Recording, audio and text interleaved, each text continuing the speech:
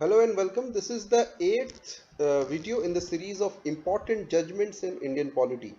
पिछले 7 वीडियोस में हमने बहुत सारे जजमेंट्स देखे और किस तरीके से इंडियन पॉलिटी में उनका इम्पोर्टेंस है वो हमने ध्यान में किया था. ये वीडियो हम रिफॉर्म्स वाली थीम को ही आगे बढ़ाते हुए बनाएंगे. ठीक है. So first of all about me, my name is Pawan Pandey. I'm a BTech in Electronics and Communication Engineering. Or I have written multiple UPSC and PCS mains, and I have also appeared for interviews. So I cleared CGL and I worked in Government of India for 5 years, and right now since 2 years I have been teaching at Oracle IAS. Okay.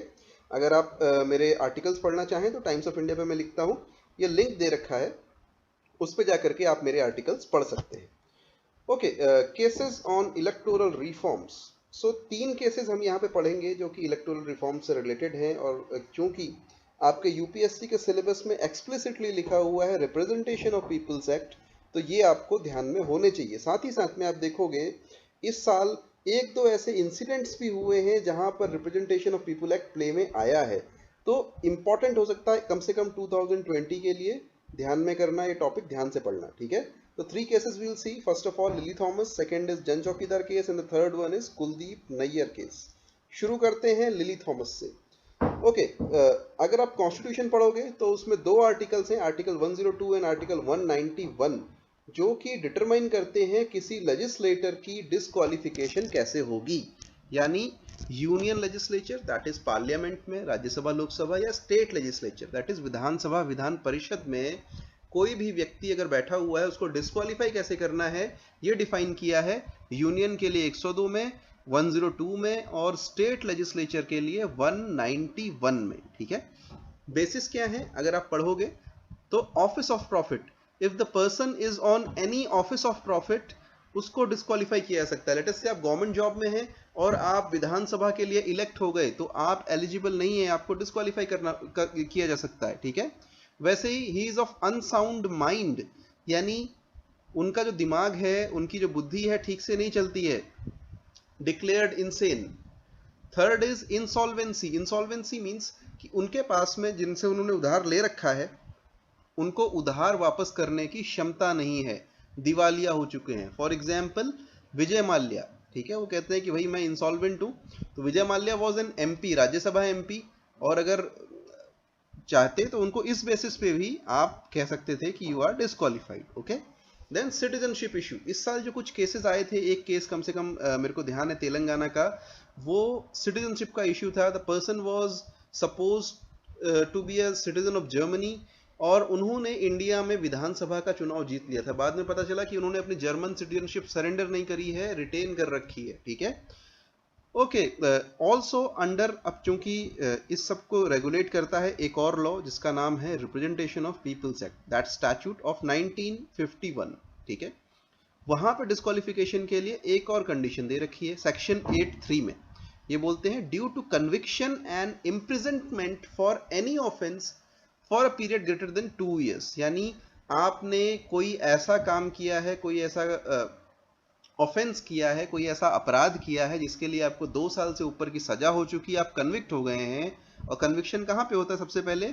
Trial court में, यानी district level पे जो courts होते हैं वहां पे आपका conviction अगर हो चुका है तो आपको डिस्क्वालीफाई कर दिया जाएगा मेंबरशिप से. ठीक है. यानी लोकसभा, राज्यसभा, विधानसभा की मेंबरशिप आपकी चली जाएगी. लेकिन सेक्शन 8(4) जोड़ा गया उसमें, और उसमें बोला गया कि भाई ये डिस्क्वालिफिकेशन रुक जाएगा अगर आपने उसके अगेंस्ट में अपील फाइल कर रखी है हाई कोर्ट और सुप्रीम कोर्ट में. और आपको इंडिया का जस्टिस सिस्टम तो पता है, तारीख पे तारीख पे तारीख, यानी कि अगर आज आपने अपील फाइल की तो शायद 2, 3, 4 साल बाद वो सुनने के लिए कभी आएगी, उस पर कुछ फैसला होगा, और उसके बाद फिर जब फैसला होगा फिर तब तक नए चुनाव आ जाएंगे, तो आपका जो पूरी की पूरी प्रोसीडिंग्स है वो इनफ्रक्टुअस हो जाएगी. ठीक है. ओके. एनीवेज, हाउएवर, जो लिली थॉमस थी ये एक एक्टिविस्ट हैं, इन्होंने इसको सुप्रीम कोर्ट में चैलेंज किया, पर्टिकुलरली दिस सेक्शन 8(4). ठीक है. सेक्शन 8 का सबसेक्शन 4 को उन्होंने चैलेंज किया. आर्ग्यूमेंट्स क्या थे? उन्होंने बोला if a person can not be elected for same disqualification, यानी लॉ में लिखा हुआ है कि अगर आप कन्विक्टेड क्रिमिनल हो 2 साल से अधिक के लिए तो you can not get elected.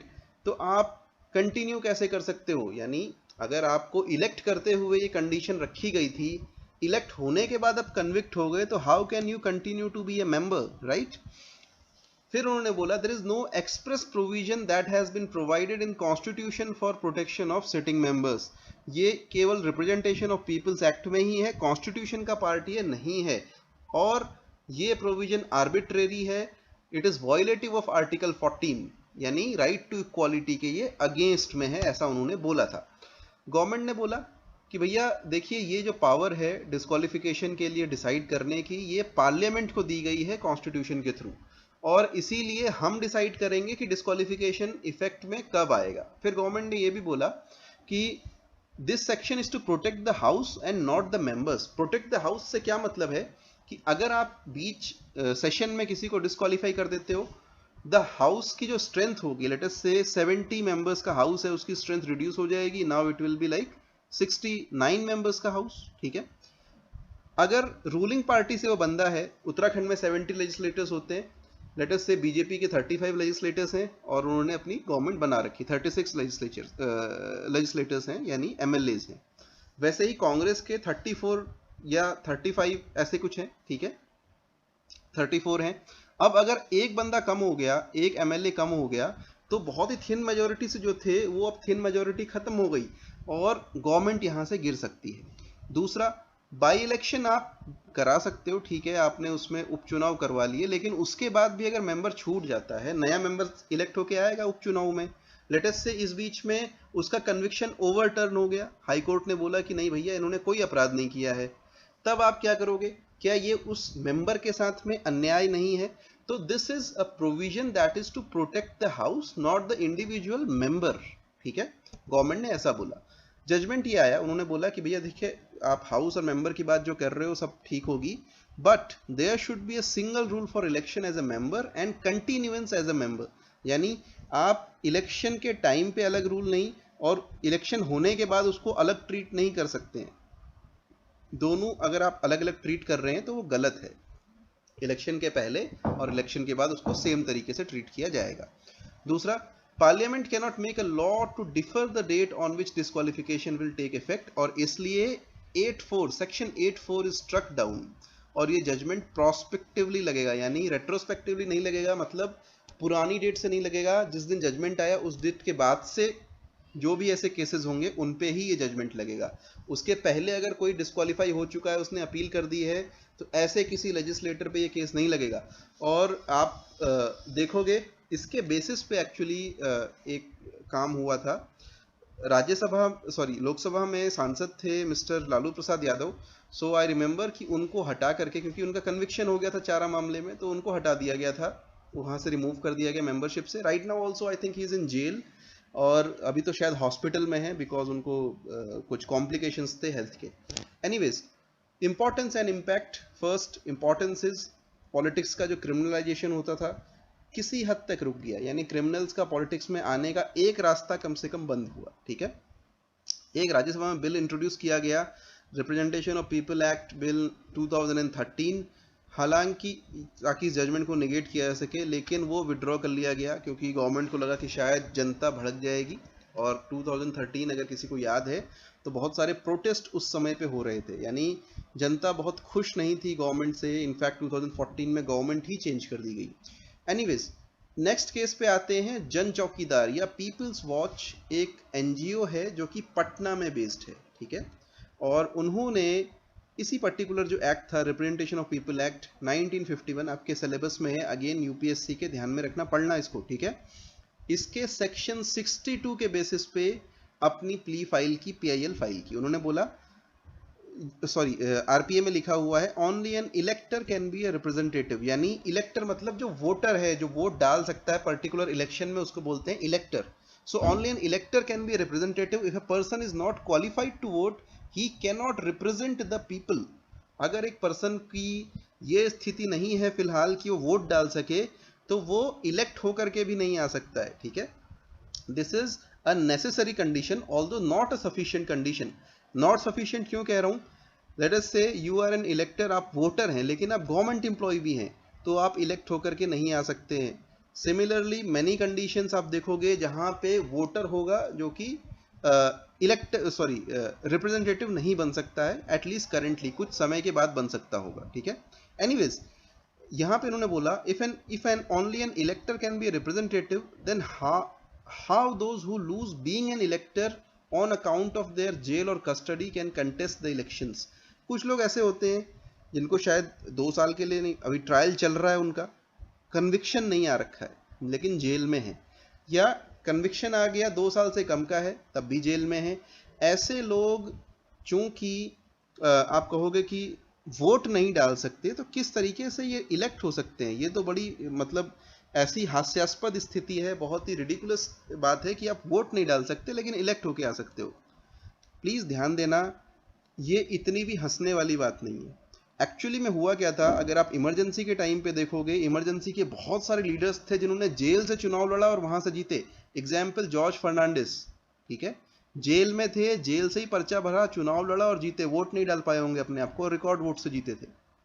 तो लेकिन शायद कंडीशंस चेंज हो गई थी और उस समय पे जन चौकीदार ने ये फाइल किया। एनीवेज जजमेंट क्या आया, हाई कोर्ट ने बोला कि हाँ भाई ठीक है, you are absolutely right, because when a person is in custody he is disqualified from voting. Custody मतलब जेल में नहीं है, पुलिस ने उसको शायद डिटेन कर रखा है फॉर सम रीजन, ठीक है, and he or she must be disqualified from contesting in elections also।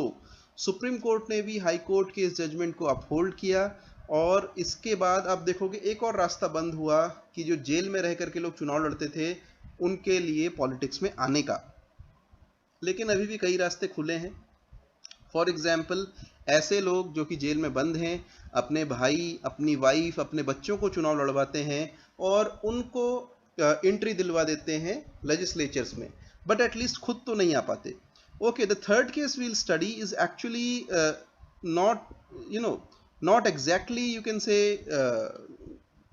Electoral reforms, but electoral process पे उसका कुछ असर हुआ है, ठीक है। चलिए, तो कुलदीप नैयर केस की बात करते हैं। इसमें एक अमेंडमेंट किया गया रिप्रेजेंटेशन ऑफ पीपल एक्ट 2003 में, जिसमें एक रिक्वायरमेंट थी डोमिसाइल की, और ये राज्यसभा के लिए था, स्पेशली काउंसिल ऑफ स्टेट्स मतलब Rajya Sabha.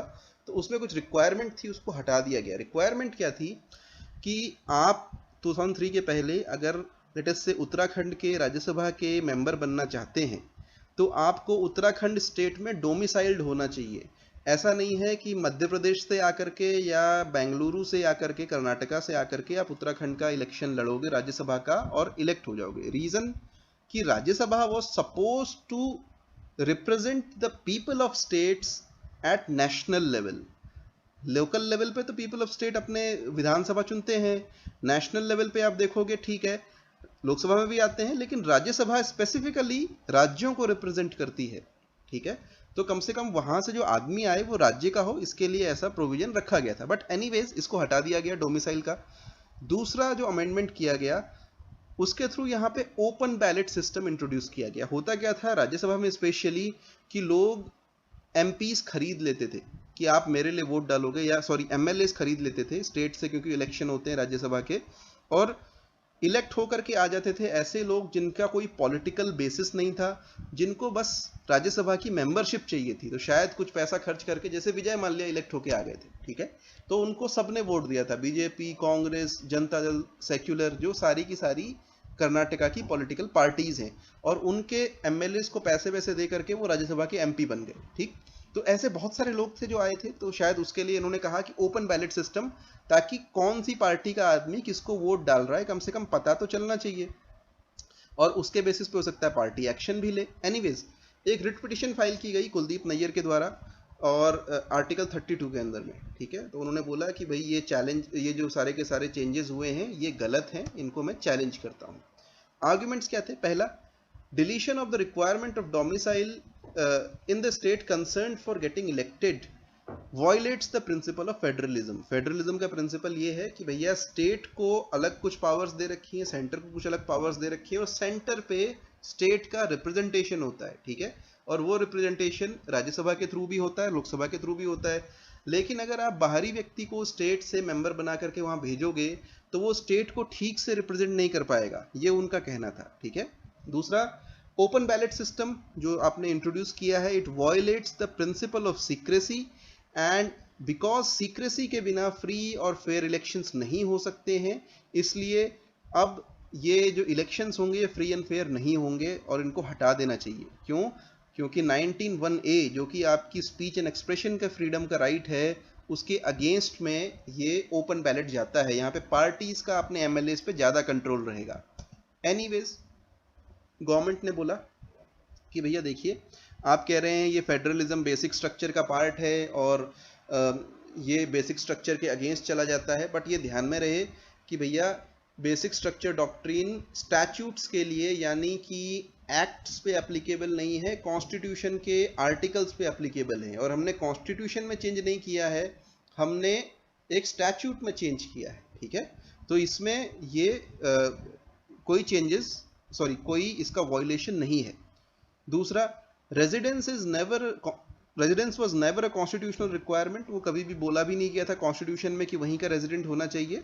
It was never treated as an essential ingredient in the structure of council of states, तो अभी भी नहीं है। कोर्ट ने बोला कि ठीक है, it is no part of federal principle that the representatives of state must belong to that state, यानी कि ऐसा कहीं भी लिखा नहीं है और इससे फेडरल प्रिंसिपल या फेडरलिज्म वायलेट नहीं भी होता। यहाँ रिप्रेजेंटेटिव ऑफ ईच स्टेट का मतलब ये नहीं है कि उसी स्टेट के मेंबर्स, बल्कि बाहर के लोग भी उस स्टेट को रिप्रेजेंट कर सकते हैं, इस पे कोई बार नहीं है। दूसरा, उन्होंने बोला secrecy of ballot is not an essential feature of democracy. Democracy basic feature है लेकिन secrecy of ballot basic feature का पार्ट नहीं है, ठीक है। इंपॉर्टेंस, एक तरह से आप कह सकते हो कि स्टेट्स की वॉइसेस राज्यसभा में काफी वीक हो गई। और अब ट्रेंड आप देखोगे होता क्या है, जैसे मनमोहन सिंह अनइलेक्टेबल लीडर, कहीं से भी आप उनको इलेक्ट नहीं करवा सकते, and he was member of Rajya Sabha from Assam.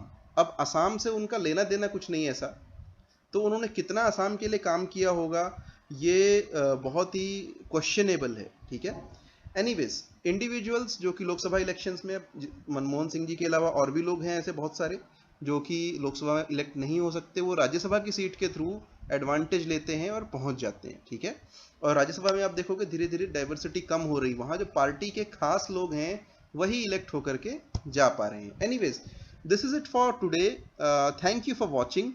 कोई आपके क्वेश्चंस हो तो आप डेफिनेटली भेज सकते हो। नीचे व्हाट्सएप ग्रुप का हमारे एक लिंक दिया हुआ है, अगर आप हमारे व्हाट्सएप ग्रुप से जुड़ना चाहें, जहां पर हम डेली आंसर राइटिंग भी कराते हैं, डेली क्विजेस भी आपको मिलेंगी, और मॉर्निंग की जो हमारी लाइव क्लासेस होती हैं उसका लिंक भी आपको उन व्हाट्सएप ग्रुप्स में मिलेगा। तो आप ज्वाइन कर सकते हो ग्रुप पे, नीचे डिस्क्रिप्शन में दिए हुए ग्रुप के लिंक से। So thank you for watching again, have a nice day, bye bye.